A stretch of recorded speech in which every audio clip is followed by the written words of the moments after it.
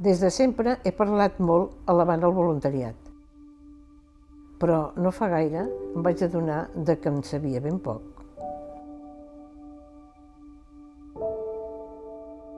La meva filla Maite, quan va acabar el primer curs de pedagogia, se'n va anar a un centre de persones amb diversitat funcional, a treballar com a voluntària.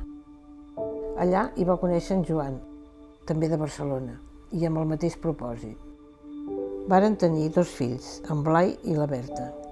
En Blai ens va deixar el 2007 i la Berta té l'esperit de voluntariat heretat dels seus pares, col·laborant amb la Fundació Educació Solidària. L'any passat vaig anar a unes estades que prepara l'Organització d'Amics de la Gent Gran.